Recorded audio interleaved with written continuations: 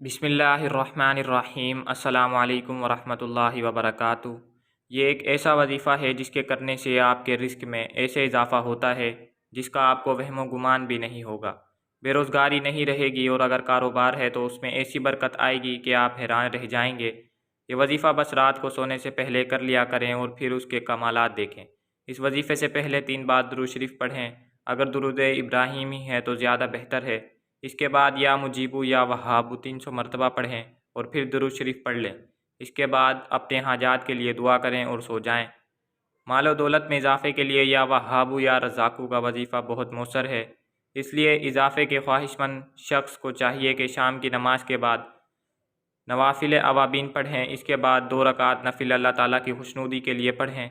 नवाफिल के बाद सर सजदे में रख कर 111 मरतबा फिर यही वजीफ़ा पढ़ें। इसके बाद सजदे में ही इजाफ़े रिज़्क़ की दुआ करें।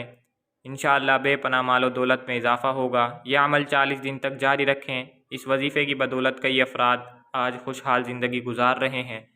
जिन लोगों को ये शिकायत रहती है कि उनके पास पैसे टिकते नहीं और तेज़ी से खर्च हो जाते हैं, बहुत ही जल्द कारोबार में तरक्की होगी और रिज़्क़ हलाल कहाँ कहाँ से आएगा कि अकल दंग रह जाएगी।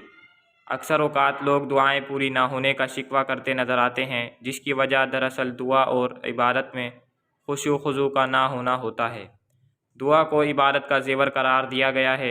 मुसलमान दुआ के ज़रिए अपनी मुरादें रब्बे ताला से मांगते हैं। तो जिस भी दोस्त को वीडियो पसंद आई हो वो लाइक लाजमी कर दीजिएगा। अगर आप मेरे चैनल पर नए हैं तो चैनल को ज़रूर सब्सक्राइब कर लीजिएगा। अल्लाह ताला हम सब का हामी व नासिर हो।